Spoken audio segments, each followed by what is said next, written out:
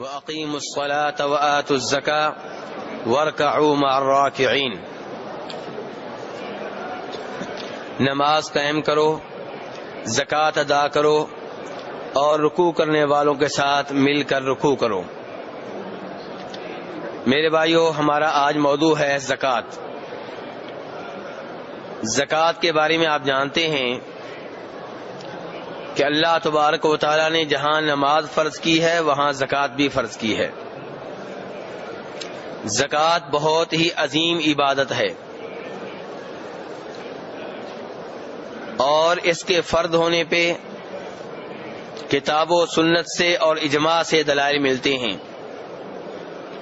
اللہ تبارک و تعالیٰ نے قرآن پاک میں 82 کے قریب آیتوں میں جہاں نماز کا ذکر کیا وہیں پہ زکوٰۃ کا ذکر کیا۔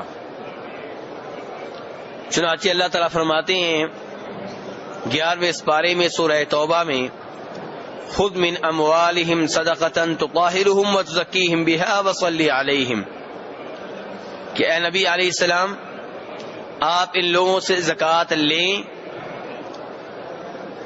جب آپ ان سے زکوٰۃ لیں گے تو تبھی یہ لوگ گناہوں سے پاک صاف ہوں گے، اور زکوٰۃ لے کر آپ ان کے لیے دعا کریں، آپ کی دعاؤں سے انہیں سکون ملتا ہے۔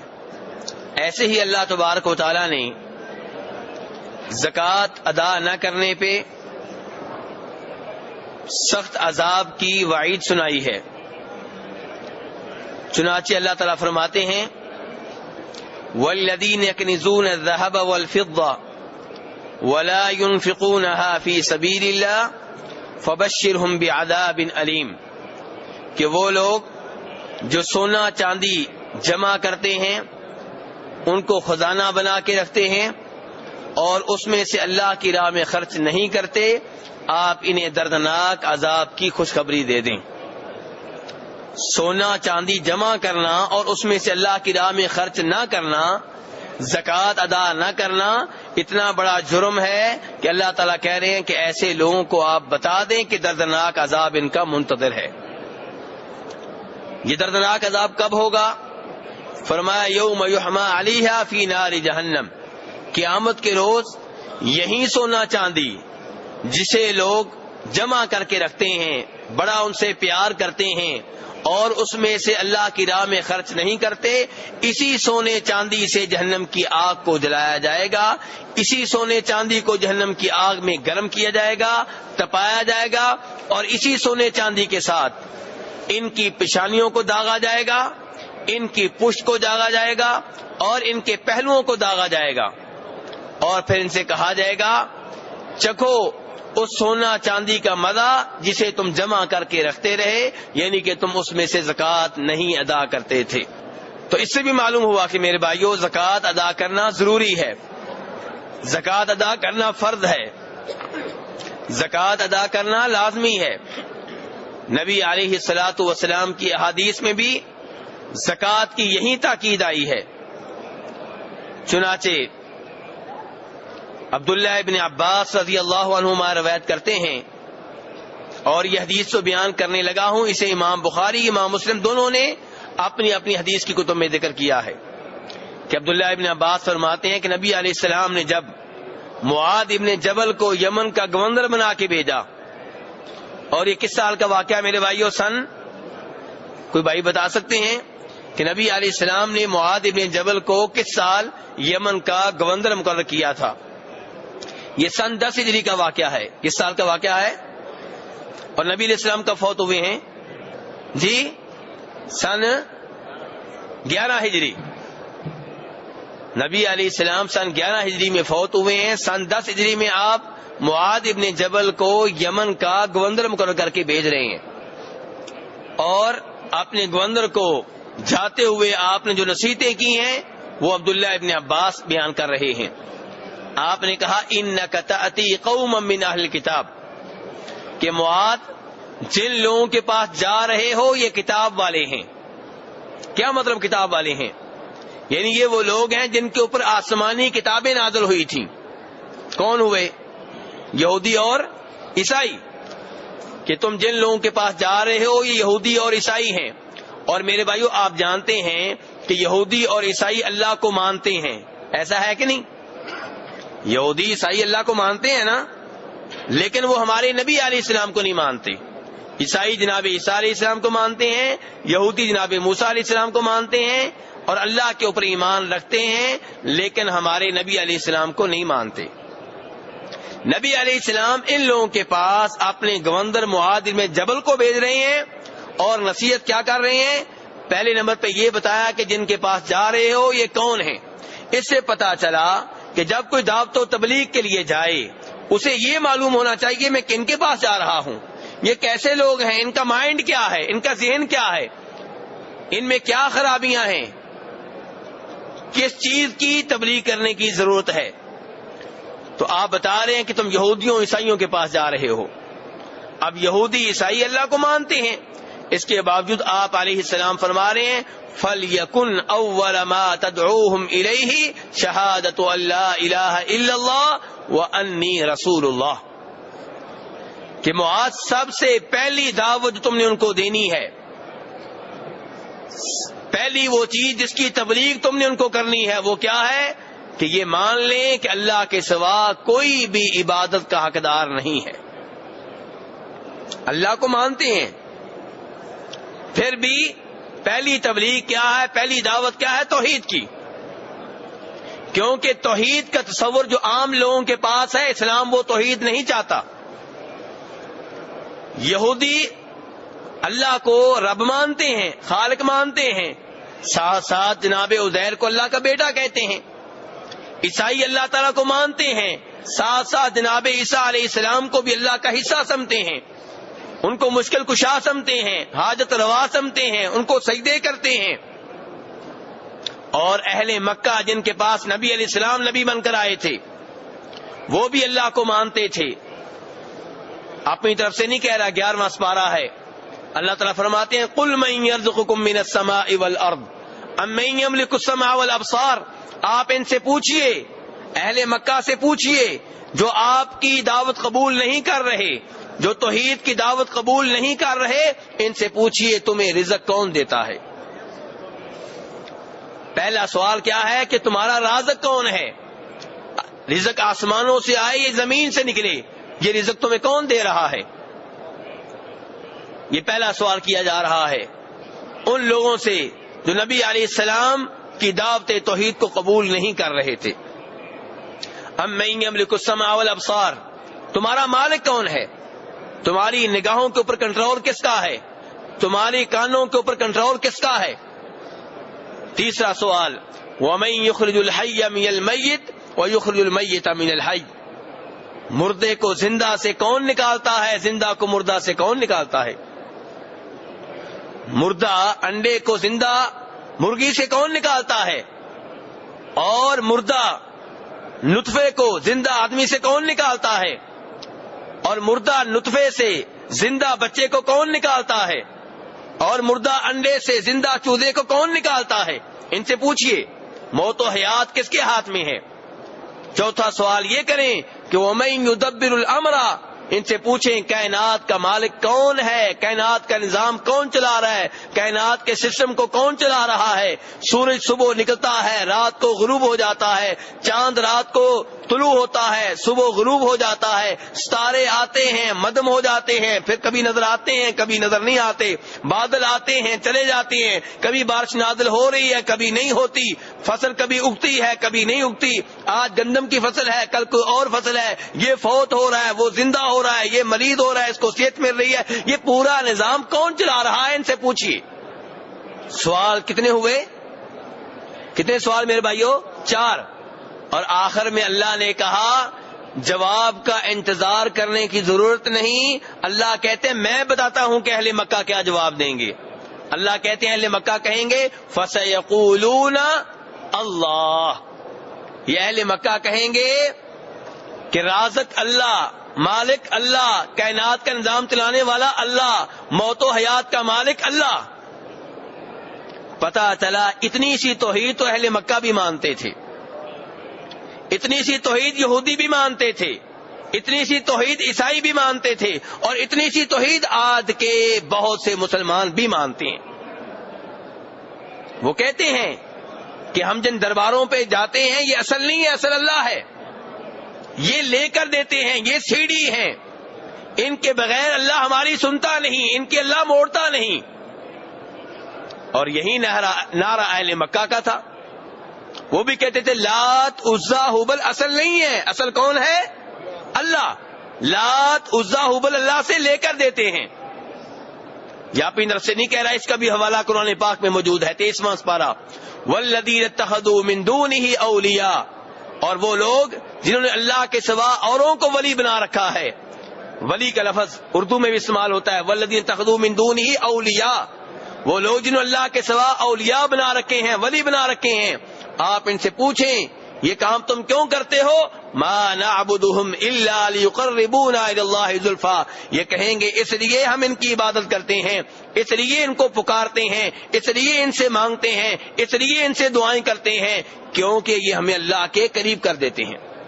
وَيَقُولُونَ هَؤُلَاءِ شُفَعَاؤُنَا عِندَ اللَّهِ، 11ویں پارے میں اللہ کہہ رہے ہیں کہ یہ کہتے ہیں کہ یہ جن کو ہم پکارتے ہیں، جن کے نام کا طواف کرتے ہیں، جن کے نام پہ جانور ذبح کرتے ہیں، جن کے نام پہ سجدے کرتے ہیں، ان کے ہاں کیوں آتے ہیں، ان کی عبادت کیوں کرتے ہیں؟ یہ اصل رب نہیں ہے، یہ اصل اللہ نہیں ہے، لیکن یہ اللہ کے ہاں ہمارے سفارشی ہیں.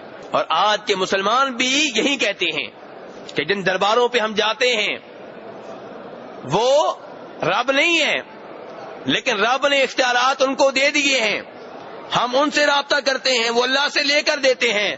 اللہ تعالیٰ کہتا رہا وَإِذَا سَأَلَكَ عِبَادِي عَنِّي فَإِنِّي قَرِيب، ان سے کہو میں قریب ہوں، مجھ سے مانگو. اجیب دعوت الداعی، میں دعا قبول کرتا ہوں. بیٹا چاہیے مجھ سے رابطہ کرو، شفا چاہیے مجھ سے رابطہ کرو. اللہ تعالیٰ کہتے رہے، لوگ آگے سے کہتے رہے نہیں نہیں اللہ ہماری سنتا نہیں. تو اسی لیے نبی علیہ السلام جب معاذ ابن جبل کو یہودیوں عیسائیوں کے پاس بھیج رہے ہیں، حالانکہ وہ مانتے ہیں لا الہ الا اللہ، وہ بھی پڑھتے ہیں، محمد رسول اللہ وہ نہیں مانتے، لیکن لا الہ الا اللہ یہودی عیسائی بھی مانتے ہیں. اس کے باوجود نبی علیہ السلام نے معاذ ابن جبل سے یہ نہیں کہا کہ تم یہودیوں عیسائیوں کے پاس جا رہے ہو توحید کی دعوت نہ دینا، توحید کو تو مانتے ہیں، رسالت سے بات شروع کرنا نہیں. آپ نے کہا پہلی بات ان سے توحید کی کرنی ہے، کیونکہ ان کی توحید خالص نہیں ہے، ان کی توحید میں ملاوٹ ہے، ان کی توحید میں شرک ہے. اور سچ کہا تھا میرے رب نے وما یؤمن اکثرهم باللہ الا وهم مشرکون، کہ وہ لوگ جو اللہ کے اوپر ایمان لانے کا دعویٰ کرتے ہیں، فرمایا ان میں سے اکثر شرک میں گرفتار ہوتے ہیں، شرک کے مرض میں مبتلا ہوتے ہیں. یہی صورتحال ہے آج بھی مسلمانوں کی، توحید کا دعویٰ، ایمان کا دعویٰ، لیکن ساتھ شرک بھی. مدینہ میں آئیں گے، جناب نبی علیہ السلام کی قبر پہ جب درود و سلام پڑھنے کے لیے جائیں گے، درود و سلام پہ اکتفا نہیں کریں گے، بلکہ کہیں گے کہ اللہ کے رسول قیامت کے روز ہماری شفاعت کرنا. آپ کی شفاعت برحق ہے، ہمارا بھی ایمان ہے، لیکن شفاعت آپ سے کیوں مانگی جائے؟ آپ فوت ہو چکے ہیں. شفاعت اللہ سے مانگی جائے جو شفاعت کا مالک ہے. نبی علیہ السلام اللہ کی مرضی کے بغیر شفاعت نہیں کر سکتے، آپ اسی کی شفاعت کریں گے جس کی شفاعت کرنے کی اجازت میرا رب دے گا. پھر اللہ سے کیوں نہ مانگے، نبی علیہ السلام سے کیوں مانگے؟ اچھے بھلے اپنے آپ کو توحید کے اوپر کہنے والے، دوسروں کو شرک سے روکنے والے جب یہاں پہ پہنچتے ہیں پھسل جاتے ہیں، کہتے ہیں جی ہم بیٹا نہیں مانگ رہے. کیا مانگ رہے؟ شفاعت مانگ رہے. شفاعت تو آپ کی برحق ہے، ہم بھی مانتے ہیں برحق ہے، لیکن شفاعت کا مالک کون ہے؟ شفاعت کا مالک اللہ ہے. یہ سوال اللہ سے کرنا ہے کہ اللہ ہمیں ان خوش نصیبوں میں شامل کر جن کی روز قیامت نبی علیہ السلام شفاعت کریں گے.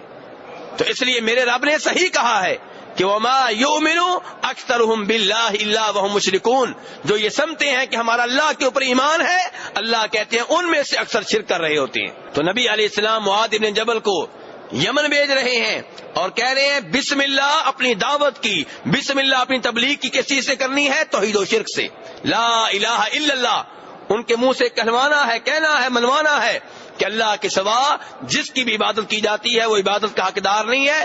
عبادت کا حقدار صرف اللہ ہے، نہ نبی عبادت کے حقدار، نہ فرشتے عبادت کے حقدار، نہ جن عبادت کے حقدار، نہ ولی عبادت کے حقدار، نہ شہید عبادت کے حقدار. عبادت کا حقدار صرف اللہ تبارک و تعالی. سجدہ ہو تو صرف اسی کے لیے، جس کے نام پہ جانور ذبح کیا جائے صرف وہی، جس سے شفاعت مانگی جائے صرف وہی، جس سے شفا مانگی جائے صرف وہی، جس سے بیٹا مانگا جائے صرف وہی. آج کا مسلمان بڑی عجیب کشمکش میں ہے. جب اللہ کی باری آتی ہے کہتا ہے اللہ ڈائریکٹ نہیں سنتے. اس وقت مثالیں دیتا ہے بادشاہوں کی کہ بادشاہ تک پہنچنا ہو پہلے سیکٹری کی ضرورت ہے, مترجم کی ضرورت ہے, کلرک کی ضرورت ہے, ان سے رابطہ ہوگا, وہ آگے بات کریں گے, ٹائم لے کر دیں گے تو پھر بات ہوگی. حالانکہ یہ دنیاوی بادشاہ کمزور ہیں, یہ ایک وقت میں ایک کی بات سن سکتے ہیں, دو کی نہیں سن سکتے. ان کو ایک یا دو زبانیں آتی, زیادہ نہیں آتی. پر اللہ تو اپنی مخلوق کا خالق, ان کی زبانوں کا بھی خالق. اس نے بندوں کو بولنے کا طریقہ سکھایا, اس نے ان کو یہ زبانیں سکھائیں. وہ ہر چیز کو جانتا, ہر وقت سنتا ہے, اس کو تو ان چیزوں کی ضرورت نہیں ہے. یہ کہنا کہ اللہ سیکٹری کے بغیر نہیں سنتا, کلرک کے بغیر نہیں سنتا, مترجم کے بغیر نہیں سنتا, یہ تو اللہ کی ویسے ہی توہین ہے. اللہ ہر قسم کے عیب سے پاک ہیں. تو مسلمان اللہ کی باری آتی کہتا ہے نہیں, درمیان میں سیڑھی ہونی چاہیے. اور جب شیخ عبد القادر جیلانی رحمہ اللہ کو پکارنا ہوتا ہے, جو فوت ہو چکے ہیں, جو مٹی کے نیچے ہیں, جو میلوں دور ہیں, وہاں سمتا ہے کہ وہ قبر میں بیٹھے ہوئے, قبر میں لیٹے ہوئے, مٹی کے نیچے میری سن رہے ہیں. اس وقت نہیں کہتا کہ یہاں سیڑھی کی ضرورت ہے. اس وقت یہ نہیں کہتا کہ پہلے اس کو پکاروں, یہ پھر پکار لے کے بغداد جائے گا. نہیں, وہاں یہ سمتا ہے کہ وہ ڈائریکٹ سنتے ہیں, حالانکہ وہ فوت ہو چکے ہیں, حالانکہ وہ مٹی کے نیچے ہیں, حالانکہ وہ میلوں دور ہیں. اور جو اللہ کہتا ہے فإنی قریب, میں سننے کے لحاظ سے تمہارے قریب ہوں, مجھے پکارو, وہاں کہتا ہے نہیں نہیں نہیں نہیں, یہاں مجھے وسیلوں کی ضرورت ہے, سیڑھیوں کی ضرورت ہے. میرے بھائیوں, توحید کو سمجھنے کی ضرورت ہے. اسی لیے اللہ تعالی نے ہر نبی سے یہ کہا کہ پہلی بات جو اپنی قوم سے کرنی ہے توحید کی کرنی ہے. جو بھی نبی آیا توحید کے لیے آیا. تو معاذ ابن جبل رضی اللہ عنہ سے نبی اسلام کہہ رہے ہیں ان سے پہلے توحید کی بات کرنی ہے. اگر توحید مان لیں, یہ گواہی دے دیں کہ اللہ کے سوا کوئی بھی سچا معبود نہیں ہے, اللہ کے سوا کوئی بھی عبادت کا حقدار نہیں ہے, اور مجھے رسول مان لیں, پھر نماز کی بات کرنی ہے. فَإِنْهُمْ أَطَاعُوا لِذَلِكَ فَأَعْلِمْهُمْ أَنَّ اللَّهَ افْتَرَضَ عَلَيْهِمْ 5 صَلَوَاتٍ فِي كُلِّ يَوْمٍ وَلَيْلَةٍ. فرمایا اگر توحید کی بات مان لیں, اگر توحید کا اقرار کر لیں, اگر رسالت کا اقرار کر لیں, تب نماز کی بات کرنی ہے. اور ہمارے کئی دوست آج دعوت کے لیے نکلتے ہیں, تبلیغ کے لیے, ان کی دعوت کا آغاز کہاں سے ہوتا ہے؟ نماز سے, اخلاق سے. کہاں سے بسم اللہ کریں گے؟ اخلاق سے. اور نبی علیہ السلام معاذ بن جبل سے یہ نہیں کہہ رہے کہ سب سے پہلے تم نے اخلاق کی بات کرنی ہے. اخلاق بہت اچھی چیز ہے, اس کی ضرورت ہے, کوئی شک و شبہ نہیں. دعوت دینے والے میں سب سے پہلے اخلاق ہونا چاہیے. لیکن جب لوگوں سے بات کرنی ہے, سب سے پہلی بات کیا کرنی؟ اللہ کی توحید کی. لوگوں سے یہ بات کرنی ہے کہ شیخ عبد القادر جیلانی کو پکارنا جائز نہیں ہے, ان کے نام کی 11ویں دینا جائز نہیں ہے, ان کے نام پہ جانور ذبح کرنا جائز نہیں ہے, قبر والے کو سجدہ کرنا جائز نہیں ہے, قبر کا طواف کرنا جائز نہیں ہے, قبر کے سامنے ماتھا ٹیکنا جائز نہیں ہے, قبر کی مٹی کو متبرک سمجھنا جائز نہیں ہے. لوگوں سے سب سے پہلے یہ باتیں کرنی ہے. اگر ان کا عقیدہ صحیح ہو جائے, توحید و رسالت کا صحیح معنوں میں اقرار کر لیں, پھر نماز کی بات کرنی ہے. آپ صاف صاف کہہ رہے ہیں کہ اگر وہ توحید و رسالت کے اقرار کریں تب ان سے نماز کی بات کرنا. پھر ان سے کہنا اللہ نے 24 گھنٹوں میں تمہارے اوپر 5 نمازیں فرض کی ہیں. کتنی نمازیں فرض کی ہیں؟ 6 نہیں نمازیں. کتنی فرض نمازیں ہیں؟ 5. جو نمازیں فرض ہیں, واجب ہیں, وہ 5 ہیں. اور دیگر جو نمازیں واجب ہیں, عید کی نماز آپ لے لیں, صحیح بات یہ ہے کہ وہ واجب ہے, لیکن وہ روزانہ کی نماز نہیں ہے, وہ سالانہ نماز ہے. ایسی اور بہت سی نمازیں ہیں جو واجب یا فرض قرار پاتی ہیں, تو وہ روزانہ کی نمازیں نہیں ہیں, وہ کسی سبب سے, کسی وجہ سے ہوتی ہیں. جیسے بہت سے علماء کرام تحیت المسجد کی نماز کو واجب قرار دیتے ہیں کہ جب بھی کوئی مسجد میں آئے اس کے اوپر واجب ہے کہ 2 رکعتیں ادا کرے, ورنہ وہ مسجد میں بیٹھ نہیں سکتا. بیٹھنے سے پہلے 2 رکعتیں ادا کرنا ہوں گی. لیکن یہ روزانہ کی نماز نہیں ہے, اس کا تعلق مسجد میں داخل ہونے سے ہے. اگر آپ مسجد میں داخل ہوئے ہیں تو یہ نماز واجب ہے, ورنہ نہیں واجب. اگر ایک آدمی سفر میں ہے, 6 مہینے سفر میں رہے, اسے تحیت المسجد نہیں پڑے گا, کیونکہ مسجد میں جا ہی نہیں رہا, باہر نماز پڑھ رہا ہے. تو وہ نمازیں جو 24 گھنٹے میں فرض یا واجب ہیں وہ 5 ہیں. اس کے بعد آپ نے فرمایا فَإِنْهُمْ أَطَاعُوا لِذَلِكَ, اگر وہ یہ بات مان لیں, یعنی کہ توحید و رسالت کا بھی اقرار کر لیا, نماز کی بات بھی مان لی, تو فرمایا پھر ان سے ایک اور بات منوانی ہے. وہ کیا ہے؟ وہ ہمارا آج کا موضوع ہے. فرمایا فَأَعْلِمْهُمْ أَنَّ اللَّهَ افْتَرَضَ عَلَيْهِمْ صَدَقَةً تُؤْخَذُ مِنْ أَغْنِيَائِهِمْ وَتُرَدُّ عَلَى فُقَرَائِهِمْ. کہ پھر آپ نے ان کو یہ بتانا ہے کہ اللہ نے تمہارے اوپر زکوٰۃ فرض کی ہے جو تمہارے مالدار لوگوں سے لی جائے گی اور تمہارے ہی فقیروں کے اوپر تقسیم کر دی جائے گی.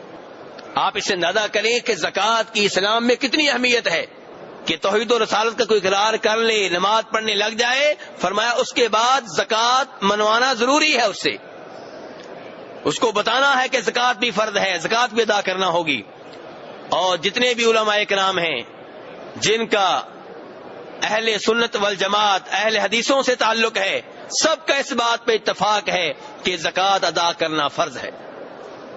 اس معاملے میں کوئی اختلاف نہیں ہے ان علماء کرام میں جو سنت کو ماننے والے ہیں، جو حدیث کو ماننے والے ہیں. میں ان کی بات نہیں کر رہا جو صحابہ کرام سے بغض و عداوت رکھتے ہیں، ان سے ہٹ کے باقی تمام لوگوں کی بات کر رہا ہوں. باقی تمام لوگوں کا اس بات پہ اتفاق ہے کہ زکوٰۃ ادا کرنا ضروری ہے، فرض ہے ہر اس آدمی کے اوپر جس کے پاس زکوٰۃ کا مال ہے. میرے بھائیو، زکوٰۃ کا اسلام میں بہت بڑا مقام و مرتبہ ہے، بہت بڑا مقام و مرتبہ ہے. اس کا اندازہ آپ اس بات سے لگا سکتے ہیں کہ اسلام کے 5 ستون ہیں، 5 ارکان ہیں. ان میں سے پہلا کیا ہے جی؟ توحید و رسالت کی گواہی دینا، توحید و رسالت کی گواہی دینا. اور دوسرا اسلام کا رکن اور پلر اور ستون کیا ہے؟ نماز قائم کرنا. اور تیسرا اسلام میں ستون جو ہے، رکن جو ہے وہ کیا ہے؟ زکوٰۃ ادا کرنا. بلکہ نبی علیہ السلام جب کسی صحابی سے بیعت لیتے تو اس سے جہاں یہ وعدہ لیتے کہ شرک نہیں کرو گے، نماز قائم کرو گے، یہ وعدہ بھی لیتے زکوٰۃ ادا کرو گے. امام مسلم رحمہ اللہ روایت کرتے ہیں جریر بن عبداللہ البجلی سے، وہ کہتے ہیں جب میں نے نبی علیہ السلام کی بیعت کی تو آپ نے بیعت اس بات پہ لی کہ میں توحید پہ رہوں گا، نماز قائم کروں گا اور زکوٰۃ ادا کروں گا اور ہر مسلمان کی خیر خواہی کروں گا، کسی مسلمان کو دھوکہ نہیں دوں گا، خیانت نہیں کروں گا. زکوٰۃ میرے بھائیو اتنی فرض ہے کہ اگر کچھ لوگ زکوٰۃ ادا نہیں کرتے تو مسلمان حکمران اس سے لڑیں گے، تلوار اٹھائیں گے، بات قتل و غارت تک پہنچے گی. امام بخاری روایت کرتے ہیں جناب عبداللہ ابن عمر رضی اللہ عنہما سے کہ فرمایا تھا نبی علیہ السلام نے امرت ان اقاتل الناس حتی یشہدوا ان لا الہ الا اللہ وان محمد رسول اللہ ويقيموا الصلاة ويؤتوا الزكاة فإذا فعلوا ذلك عصموا مني دماءهم وأموالهم إلا بحق الإسلام وحسابهم على الله. کہ نبی علیہ السلام نے فرمایا تھا کہ مجھے آرڈر ہے. اللہ کے رسول کو آرڈر دینے والا کون ہوگا؟ اللہ تعالیٰ. آپ فرما رہے ہیں مجھے آرڈر ہے کہ میں لوگوں سے لڑوں، لوگوں پہ تلوار چلاؤں، لوگوں سے جہاد کروں. اس وقت تک یہ جہاد کرتا رہوں، تلوار چلاتا رہوں جب تک کہ وہ توحید و رسالت کا اقرار نہیں کر لیتے اور نماز قائم نہیں کرتے اور زکوٰۃ ادا نہیں کرتے. تلوار کب اٹھے گی؟ لڑائی کب تک جاری رہے گی؟ جب تک کہ وہ یہ 3 چیزیں نہیں مان لیتے. یعنی کہ اس کا مطلب یہ کہ روزہ اگر کوئی نہ رکھے سختی اس کے اوپر کی جائے گی لیکن اس سے جہاد نہیں ہوگا، تلوار نہیں چلے گی. کسی کے اوپر حج واجب ہو گیا، وہ حج نہیں کرتا، اس کو سمجھایا جائے گا لیکن اس کے اوپر تلوار نہیں چلے گی. لیکن اگر کوئی زکوٰۃ ادا نہیں کرتا فرمایا اس سے لڑائی ہوگی، اس کے اوپر تلوار چلے گی. آپ زکوٰۃ کی اہمیت کو سمجھے میرے بھائیوں. کہ آپ فرما رہے ہیں کہ مجھے آرڈر ہے کہ میں لڑتا رہوں، جہاد کرتا رہوں، تلوار چلاتا رہوں جب تک کہ لوگ 3 چیزیں نہیں کر لیتے. نمبر 1 توحید و رسالت کا اقرار، نمبر 2 نماز قائم کرنا، تیسرے نمبر پہ زکوٰۃ ادا کرنا. فرمایا اگر وہ یہ 3 کام کر لیتے ہیں اب ان کا مال محفوظ ہے، ان کا خون محفوظ ہے، اب میں انہیں کچھ نہیں کہوں گا. اب اگر کوئی توحید و رسالت کا اقرار کرتا اندر سے توحید کے اوپر نہیں ہے فرمایا حسابہم علی اللہ، اس سے حساب اللہ لے گا. بظاہر ایک آدمی کہتا ہے میں اللہ کو مانتا ہوں، اللہ کے سوا کسی اور کی عبادت کا قائل نہیں ہوں اور نماز قائم کرنے کا اعلان کرتا ہے، زکوٰۃ ادا کرتا ہے، تو اگرچہ اندر سے مسلمان نہ ہو آپ فرماتے ہیں کہ اس کا حساب اللہ کے ذمہ ہے، میرے ذمہ نہیں ہے. اسی لیے مدینہ کے منافق جن کے بارے میں آپ کو آگاہ بھی کر دیا گیا تھا، آپ نے ان کو قتل نہیں کیا۔ جناب عمر فاروق جیسے لوگوں نے کئی دفعہ کہا آپ اجازت دیں ہم ان کی گردنیں اڑا دیتے ہیں، آپ نے کہا نہیں، لوگ کہیں گے محمد اپنے ہی ساتھیوں کو قتل کر رہا ہے صلی اللہ علیہ وسلم۔ منافق تھے، پکا پتہ تھا، لیکن تلوار ان کے اوپر نہیں چلائی۔